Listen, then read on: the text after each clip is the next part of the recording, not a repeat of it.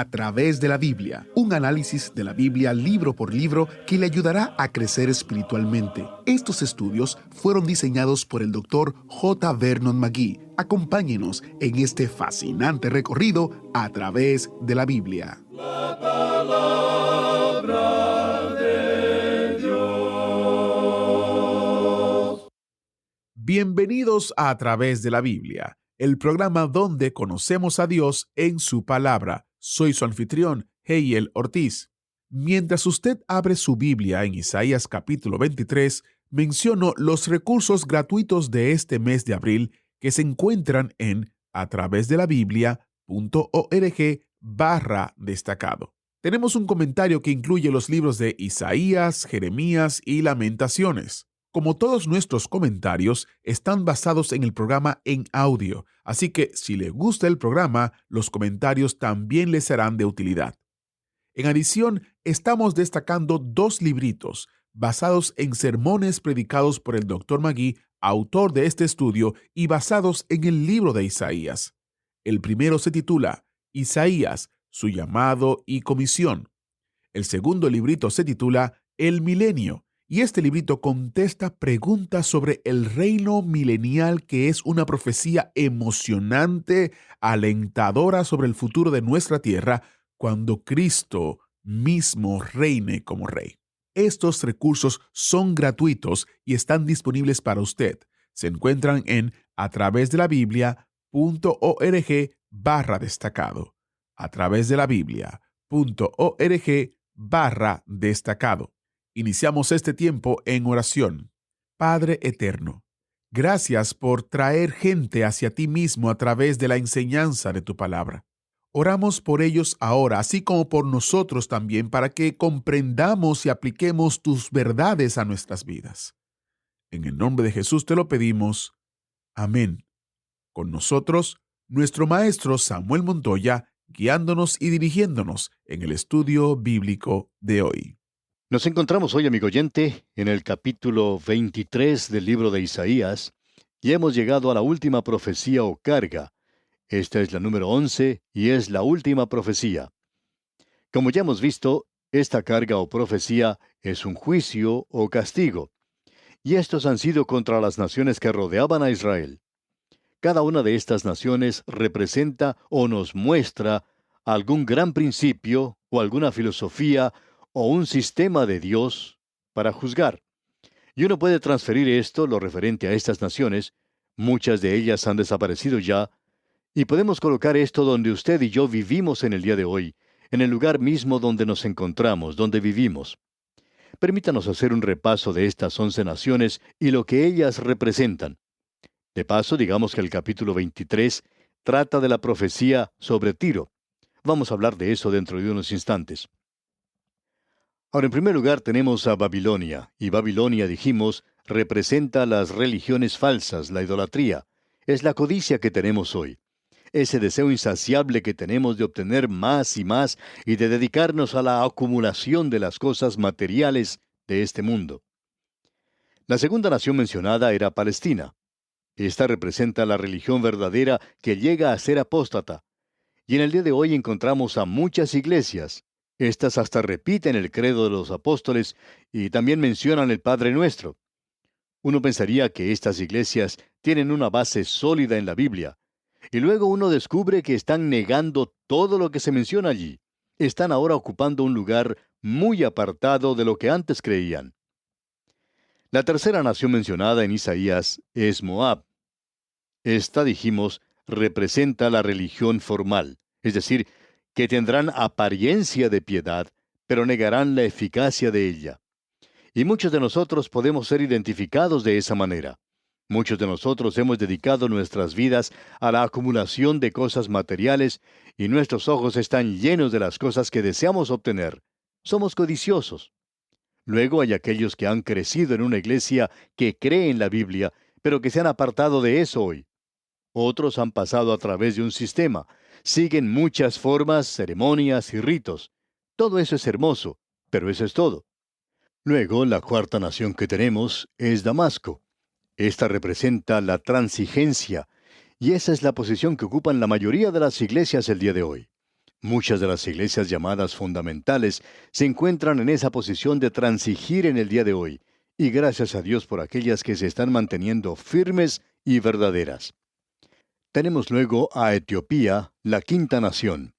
Ella representa las misiones. Gracias a Dios que necesitamos tomar parte en cosas como estas. Luego, Egipto es la sexta nación y representa al mundo. El apóstol Juan en su primera epístola, capítulo 2, versículo 15, nos exhorta a que no amemos al mundo ni las cosas que están en el mundo. A Israel se le dijo que se mantuviera fuera de Egipto. Allí es donde comenzaron los problemas para Abraham.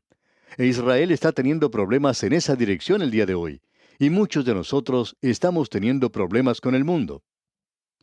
Llegamos ahora al séptimo juicio, y ese fue el de Persia. Bueno, eso representa el lujo. Y amigo oyente, la mayoría de nosotros gusta demasiado de esto. Nos encontramos hoy en una sociedad que en gran parte le agrada vivir en la abundancia. Luego, la octava es Edom, que representa la carne. Muchos de nosotros estamos sirviendo a la carne hoy. Luego, la novena es Arabia. Eso representa la guerra. En el mundo de hoy existen dos grupos de personas: aquellos que desean la guerra y aquellos que desean la paz. Y la única diferencia que se puede ver entre estos dos grupos, ya que ambos son del mundo, es que el grupo pro paz está dispuesto a luchar por eso. Tenemos luego a la décima nación, y esta es el Valle de la Visión. Se refería a Jerusalén, y eso representa las varias políticas religiosas. Hay algunos que opinan que esa va a ser la solución para los problemas del mundo. Y llegamos ahora aquí a la profecía número 11, la que se refiere a Tiro. Esto representa el comercio, los grandes negocios. Y diríamos que ese es el gran pecado de muchas naciones hoy, el comercio. Hay personas que piensan, que creen, que el dinero puede resolver todos los problemas. Y cuando se presenta un problema hoy, el gobierno dice que hay que gastar un poco más de dinero. Y eso por supuesto quiere decir que la gente nunca lo recibe. Cada programa planeado de esta manera para ayudar a los pobres nunca ha llegado a tener solución o a dar resultado. ¿Por qué? Porque los hombres impíos no pueden realizar estas cosas, amigo oyente. Hay uno solo que lo puede hacer, y los pobres todavía no han aprendido eso. Ellos están también muy lejos de Dios. Y el único que puede ayudarles es el Señor Jesucristo, quien ama a los pobres y sabe cómo ayudarles. Este capítulo que vamos a considerar hoy nos habla de Tiro, y veremos lo que se nos dice acerca de esta nación. Tiro y Sidón eran dos grandes ciudades de los fenicios. Diríamos que Sidón era en realidad la ciudad madre, pero luego fue superada por su orgullosa y rica hija, Tiro. Las naves de Fenicia visitaban todos los puertos del mar Mediterráneo y aún se arriesgaban a viajar en el océano, más allá de las columnas de Hércules, y las naves fenicias traían estaño de Gran Bretaña. En realidad, el significado de Bretaña es el de tierra o liga de estaño. Y luego los fenicios eran personas muy agresivas y también eran un grupo de gente que progresaba mucho. Cartago, en el norte de África, fue establecida por ellos. Cartago, la ciudad enemiga de Roma, era una ciudad fenicia, y Chipre logró su prosperidad al hacer intercambio comercial con Tiro. Y luego existían otros centros que esta gente había establecido. Usted recordará que Jonás, por ejemplo, fue a la ciudad de Tarsis. Ahora, ¿dónde estaba Tarsis? En la costa sur de España. ¿Y quién comenzó esa ciudad? Bueno, fueron los fenicios, y los fenicios fueron aquellos que inventaron el alfabeto.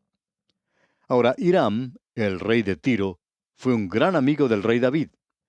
Y cuando lleguemos a estudiar el capítulo 26 del libro de Ezequiel, vamos a ver una de las profecías más destacadas en la palabra de Dios en cuanto a Tiro, y allí veremos que Dios profetizó que la ciudad sería destruida por Babilonia y que luego ellos serían tomados cautivos por Babilonia.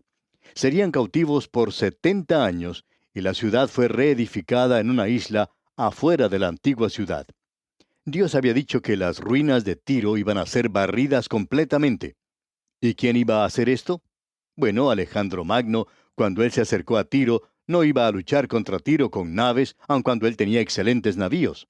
Así es que él construyó como un arrecife, como una calzada empedrada en ese lugar, y para construirla no utilizó piedras, sino que utilizó los restos de la ciudad. Alejandro Magno utilizó las ruinas de la ciudad antigua de Tiro para construir esa calzada. Barrió la superficie de la ciudad antigua y uno no puede ni siquiera decir dónde había estado construida. Todo eso se encuentra ahora en esa calzada que él construyó, digamos de paso. Alejandro Magno, pues, tomó la ciudad y cumplió literalmente lo que Dios dijo que había de hacerse. Dios dijo allá en Ezequiel capítulo 26, versículo 14, «Y te pondré como una peña lisa, tendedero de redes serás, y nunca más serás edificada, porque yo Jehová he hablado, dice Jehová el Señor». Cerca de ese lugar se encuentra una pequeña ciudad turca, pero este lugar, Tiro, aún se encuentra en ruinas. Amigo ateo, ¿quiere usted que la palabra de Dios esté equivocada? Le llamo amigo porque usted es un candidato para la salvación y quiero decirle que no se ponga en una esquina a decir que usted no cree en Dios, sino que procure más bien probar su palabra. Vaya a ese lugar en el día de hoy y trate de reedificar la ciudad de Tiro. Estamos muy interesados en decirle esto a usted, amigo ateo, porque esto ya ha sido intentado antes. En realidad, allí se encuentra una ciudad ya lista, una ciudad pincelada en la montaña misma, llamada Petra, y Dios dijo que no iba a ser habitada jamás. Esa ciudad está lista en ese lugar. Todo lo que uno tiene que hacer es pasarse a ese lugar y comenzar una colonia. Pero no lo haga, ya alguien ha tratado de hacerlo.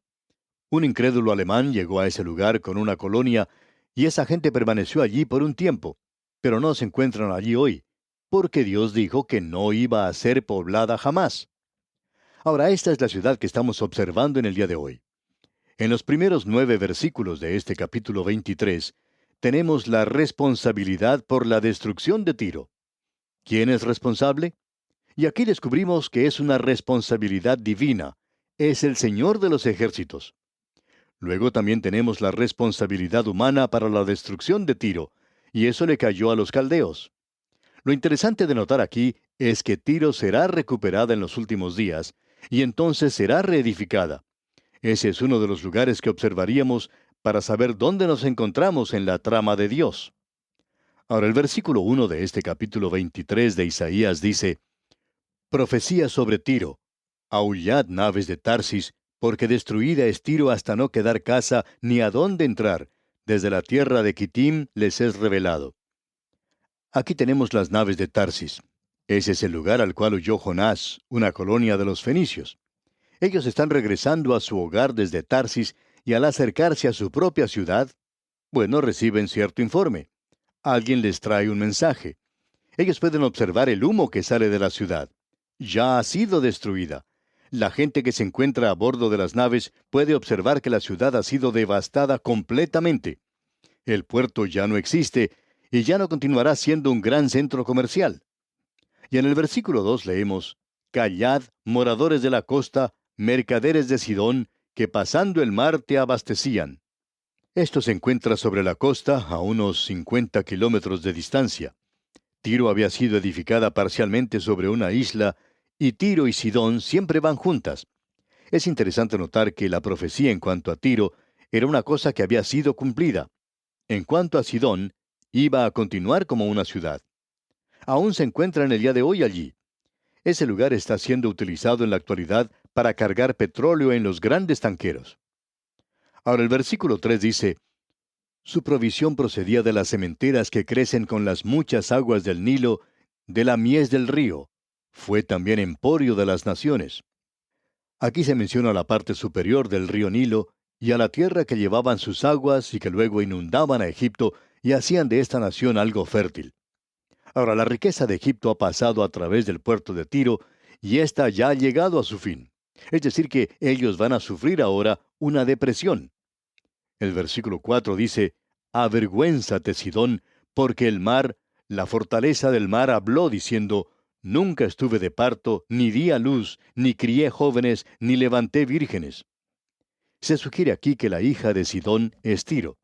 Y para comenzar diremos que eso era correcto. Ahora el versículo 5 dice, «Cuando llegue la noticia a Egipto, tendrán dolor de las nuevas de Tiro». Ahora la destrucción de Tiro arruina el comercio de Egipto. Y en el versículo 6 leemos, «Pasaos a Tarsis, aullad moradores de la costa». Es decir, que la caída de Tiro causa luto, una tristeza universal, aun para una colonia que se encuentra muy lejos sobre la costa azul, y muchas de esas personas huyeron a bordo de navíos cuando Nabucodonosor destruyó la ciudad. Algunos escaparon allí. Y en el versículo 7 leemos, ¿no era esta vuestra ciudad alegre con muchos días de antigüedad? Sus pies la llevarán a morar lejos. Un gran centro comercial es una ciudad donde también hay muchas cosas para diversión, porque allí se tienen esas cosas que son agradables para la carne. A los habitantes de Tiro se les sugiere que huyan lo más lejos posible, porque esa ciudad tan alegre ha llegado a su fin. Y en el versículo 8 leemos, ¿quién decretó esto sobre Tiro, la que repartía coronas, cuyos negociantes eran príncipes, cuyos mercaderes eran los nobles de la tierra? Tiro era quien establecía esas colonias. Es por eso que se dice aquí que Tiro es la que repartía coronas. Gran Bretaña hizo lo mismo en nuestra época. Hong Kong, por ejemplo, era una colonia que pertenecía a la corona de Gran Bretaña, y era lo mismo en aquel día. No quiere decir aquí que ellos estaban eligiendo alguna reina de belleza, no estaban entregando coronas de esa manera en ese lugar. Y luego en el versículo 9 leemos, Jehová de los ejércitos lo decretó para envilecer la soberbia de toda gloria y para abatir a todos los ilustres de la tierra. Es decir, que Dios está diciendo aquí que Él fue quien determinó la destrucción de Tiro, y Él no pide disculpas por los arreglos que ha hecho. Así es que dice en el versículo 10, pasa cual río de tu tierra, oh hija de Tarsis, porque no tendrás ya más poder. Es decir, que este río mencionado aquí es el río Nilo, y como el Nilo se desbordaba por sus orillas, la colonia de Tarsis ahora está libre de hacer las cosas como le plazca. Tiro ya no la puede controlar. Tiro ha caído. Ya no tiene más fortaleza. Y en el versículo 11 leemos, extendió su mano sobre el mar, hizo temblar los reinos. Jehová mandó respecto a Canaán que sus fortalezas sean destruidas. ¿Ha notado usted esta triple descripción de Tiro? En el versículo 7 se la llama ciudad alegre. En el versículo 8 se la llama la ciudad que repartía coronas. Y aquí en el versículo 11 se la llama una ciudad comercial. Y las tres cosas eran verdaderas. Ahora en el versículo 12 leemos, y dijo, no te alegrarás más, oh oprimida virgen hija de Sidón. Levántate para pasar a Quitim, y aún allí no tendrás reposo. Es decir que Tiro y Sidón sufrirían la misma cosa. ¿Y quién las iba a destruir? Bueno, Dios dice que Él será el responsable y que usará un instrumento. Leamos el versículo 13. Mira la tierra de los caldeos. Este pueblo no existía. Asiria la fundó para los moradores del desierto. Levantaron sus fortalezas, edificaron sus palacios. Él la convirtió en ruinas. Es decir que, cuando Asiria era una gran nación, Caldea, es decir, Babilonia, era una ciudad muy pequeña, pero ahora es la que gobernaba el mundo. Así es que, dice en el versículo 14, aullad, naves de Tarsis, porque destruida es vuestra fortaleza. Ahora, ¿cuántos años iban a estar cautivos? El versículo 15 dice, acontecerá en aquel día que Tiro será puesta en olvido por 70 años, como días de un rey. Después de los 70 años, cantará Tiro canción como de ramera. Luego el versículo 17 agrega, y acontecerá que al fin de los 70 años visitará Jehová a Tiro, y volverá a comerciar, y otra vez fornicará con todos los reinos del mundo sobre la faz de la tierra. Se convertirá como una ramera del mundo. Y así es como Dios habla de los grandes centros comerciales. Ahora, en la primera parte del versículo 18 dice, pero sus negocios y ganancias serán consagrados a Jehová. Y avanzamos ahora a través de las edades y llegamos a los últimos días, a la época de la gran tribulación, cuando Tiro volverá a ser una gran ciudad y entrará al milenio, porque sus ganancias serán para los que estuvieren delante de Jehová, dice aquí. Es decir que ahora todo está dedicado para el Señor. ¡Qué cuadro el que tenemos aquí, amigo oyente! Ahora, en el capítulo 24 de Isaías, se finaliza el juicio contra las naciones. Ahora todo ha sido consumado y todo se concentra en un punto, en la gran tribulación al fin de las edades, después que la iglesia haya sido quitada. Es necesario, por tanto, que tengamos presente el cuadro de las divisiones principales de Isaías, las cuales hemos mencionado en nuestros bosquejos al comienzo, ya que tenemos en los capítulos 1 al 35 el tema del juicio. Todo esto ha ido en aumento como una avalancha de nación a nación, y ahora llegamos al período de la gran tribulación. En los capítulos 13 al 23 vimos los juicios de Dios contra las naciones que rodeaban a Israel. Ahora del capítulo 24 al 35 tenemos una nueva sección. Vemos que el juicio es aún supremo, pero en los próximos capítulos de esta sección veremos que se refiere completamente al futuro. Hemos llamado a los próximos capítulos que tenemos ante nosotros el pequeño Apocalipsis, tal cual tenemos en el libro de Apocalipsis, la revelación. Vamos a señalar los puntos que tenemos aquí que son sobresalientes. Tenemos aquí la gran tribulación y el juicio mundial de parte de Dios. El primer versículo del capítulo 24 dice: He aquí que Jehová vacía la tierra y la desnuda, y trastorna su faz, y hace esparcir a sus moradores.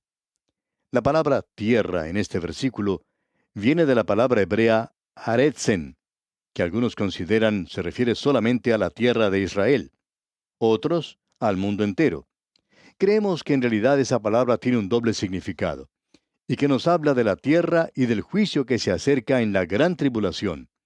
Dios juzgará no solo la tierra, sino el mundo entero durante ese período. Notamos en los versículos 13 al 15 de este capítulo 24 que los santos de la tribulación son guardados a través del período de la gran tribulación. Vemos en esos versículos lo siguiente. Leamos los versículos 13 al 15. Porque así será en medio de la tierra, en medio de los pueblos, como olivo sacudido, como rebuscos después de la vendimia. Estos alzarán su voz, cantarán gozosos por la grandeza de Jehová. Desde el mar darán voces. Glorificad por esto a Jehová en los valles. En las orillas del mar se ha nombrado Jehová, Dios de Israel. Es decir, que el remanente será pequeño, y que ellos elevarán sus voces para glorificar a Dios. Bien, amigo oyente, vamos a dejar esto aquí por hoy. En este punto en particular, le sugerimos leer los versículos restantes de este capítulo 24 de Isaías, que será de gran ayuda para nuestro próximo estudio. Que las bendiciones del Señor le acompañen en todo instante, es nuestra ferviente oración. Muchas gracias al maestro Samuel Montoya por guiarnos y dirigirnos en el estudio bíblico de hoy. Hoy hemos escuchado la grave profecía de Isaías sobre los que rechazan a Dios y el tiempo de tribulación que viene. Y no hay duda de que el tiempo sigue avanzando hacia ese día. Esta es una razón más para actuar intencionalmente en las oportunidades que Dios nos da de llevar su palabra al mundo, especialmente a las personas que aún no han escuchado las buenas nuevas de salvación a través de Jesucristo. Soy Jehiel Ortiz, y si Dios lo permite, estaré con usted mañana en una próxima entrega de su programa A Través de la Biblia, guardándole un asiento especial. ¿Fue de ayuda para usted el estudio de hoy? ¿Desea enviarnos algún comentario de lo que ha estado escuchando? Entonces escríbanos, no espere más. Nuestro correo electrónico es atv@transmundial.org. atv@transmundial.org. Si desea recibir las notas y bosquejos de lo que estamos estudiando, suscríbase gratis en nuestra página en internet, a través de la Biblia.org/notas, a través de la Biblia.org/notas.